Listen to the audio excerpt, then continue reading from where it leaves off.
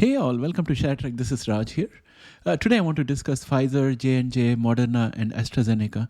These companies had a phenomenal performance during the COVID pandemic, and I thought it would be a very interesting exercise to see how they stood before, during and after the COVID pandemic. And in this video, we'll also discover who stands out among these four and who has the best prospects going forward.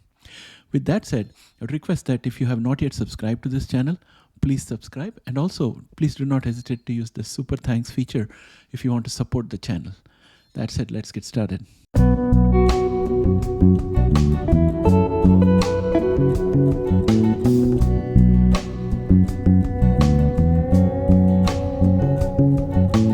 Welcome back, friends. If we try to remember a world without masks, well, before the onset of COVID, we had a booming world economy, people going about doing things that they do, and the streets were full of people, airports were full of travelers and concerts, and even other events were well attended. Then, in January 2019, we saw it all being pulled to a screeching halt. We entered the era of pandemic, and COVID was an unknown novel virus, and authorities had become aware of its pandemic potential. Then we started having the work from home phase when most people worked from home except first responders such as doctors, nurses, police and firefighters. This brought about a distinct change in the economy and presented novel problems to the authorities tasked with keeping the economy going and keeping social peace. The worst hit was hospitality industry, with hotels empty and workers without employment and income. However, top priority was to defeat the virus while keeping the economy and the population alive. So please keep this in the background in your mind as I dwell on the business side of this story, because if I was just to look at the numbers for pharmaceutical industry, it would seem really heartless. I want to acknowledge that there has been a lot of pain behind it, but we are also going to look at the business side. That said, the demand for vaccines was increasing due to diseases such as monkeypox and new COVID variants coming in, and investors want to know which vaccine makers are popular. There is a list of vaccine makers that has performed poorly with a 32.21% return over the past year. This list also contains Pfizer. Here are some companies that are focused on vaccine development and have had significant success in the past and happen to have a great potential to bounce back and provide handsome profits when the market improves.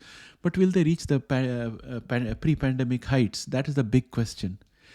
Pfizer, Johnson & Johnson and AstraZeneca are the pharma majors that top the list of such companies.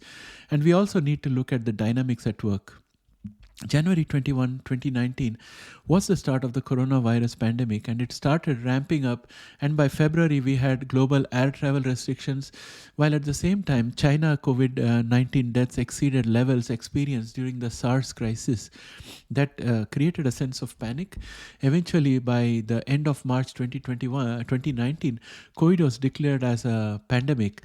A frantic search was ongoing for a vaccine to arrest the march of COVID. And it was the hot potato for every politician across the globe. As COVID raged, in the face of mounting deaths and lack of treatment options, governments began implementing lockdowns to arrest person-to-person transmission of COVID. This had unintended consequences of delaying other medical procedures and creating a backlog of elective surgeries as COVID patients were being treated in overflow facilities and makeshift hospitals, and increasing capacity was being built in an attempt to save lives. Around April 29, NIH said that remdesivir offers some hope as an antiviral to improve recovery time among COVID patients. At the same time, in May, we started getting diagnostic tests. Also in May 2019, AstraZeneca signed up to work with the US administration to fast-track the development of a COVID-19 vaccine. If you look at the price chart for AstraZeneca at that time, it was still very volatile, as a cure was not a guarantee. Also, remember that as COVID flooded hospitals, other ailments took a backseat, and it's logical to assume that other therapies from Pfizer could have faced a drop in sales, likewise for J&J and other pharmaceutical companies. By July 14, 2019, Moderna published encouraging data on a potential vaccine very soon, around somewhere around July 2021. AstraZeneca also published positive data on its COVID vaccine. Within a week, Health and Human Services signed an agreement with Pfizer and BioNTech for 100 million doses of their COVID-19 vaccine, BNT162. This vaccine had a greater potential of another 600 million doses if approved by the EU and FDA. Around mid-August, FDA approved the first COVID vaccines, and the international rush began to acquire enough vaccines for each country. The richer countries placed massive orders, and the 4 companies that we are talking about here were ramping up their production capacity and working out the manufacturing and delivery logistics. Suffice to say that the August 2021 to September 2021 timeframe saw most of these companies hit their peak share price, and after that it has been a steady drop for most except for AstraZeneca, which continues to be moving up. For most companies, they already had other technologies and therapies under development and many in the market. For them, the pivot meant 2 things. It would come at the cost of something else that they are developing and working on, and also it will come at the cost of other therapies that they are currently marketing, which would probably see a drop in sales because of hospitals not being able to treat patients and there being a lockdown. Whereas there was a small company called Moderna that was focused purely on mRNA, and for them, COVID proved to be a great opportunity as they could deploy their platform very quickly, and they had no opportunity cost, and they had no products in the market, so they were nimble and they were able to just turn their focus onto COVID with their mRNA platform, and the pandemic proved to be a booster for their accelerated growth. Here is a table of how these companies performed during, before, and after the pandemic. You will note that the tremendous growth logged by Moderna. If you see at the bottom, you will see Moderna has logged a great deal of growth in absolute percentage terms. They are in the 1,000. I think those with Moderna shares would have made out like bandits. The question now is that as COVID gets into the rearview mirror, will the fall in demand cause a drop in revenue for these companies? Just like COVID was a major boost for Moderna, I predict that it will prove to be a major deflator for Moderna. They need to move quickly and migrate into mRNA-based therapies and other conditions that can be addressed by mRNA. A quick look at their website shows that they have only 3 products, and those are all COVID vaccines.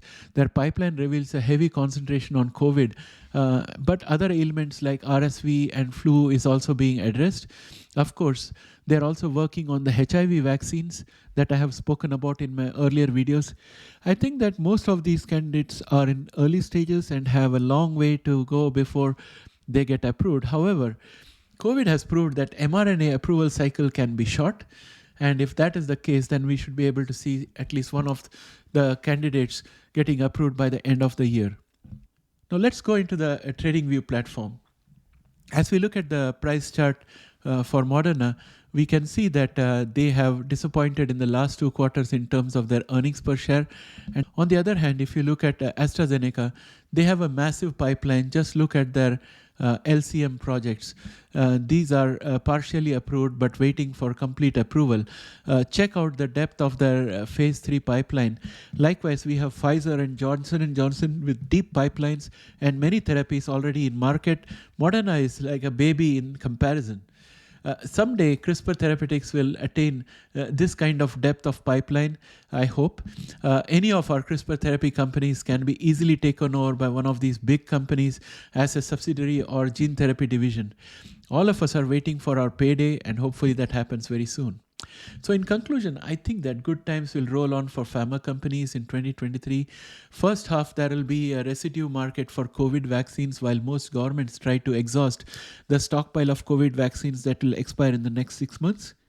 After that, I think those pharma companies that have lots of products in the market will retain their stock price, but companies that do not have any products in the market will face a sudden deterioration in their risk profile. And I think Moderna falls in that category. In this backdrop, Pfizer seems to be attractive to me. I have not been able to check which of their patents are expiring, but the sharp drop in valuation has taken it below the 2018 peak, and it needs to be rebounding very, very soon. And I'm hoping that that happens in the next couple of weeks or so. Please let me know if you have any of these pharmaceutical companies in your portfolio and what you think of their valuation and prospects. Again, these are my thoughts and not financial advice, so please do your own due diligence or consult your financial advisor before making any investments. That's all for now. If you like this video, please do not hesitate to press the like button as it helps the channel. Also, please subscribe if you have not yet done so. Do you know that you can use the Super Thanks feature to support the channel? Try it out today. With that said, I would like to say bye for now. I'll catch up with you again in the next video.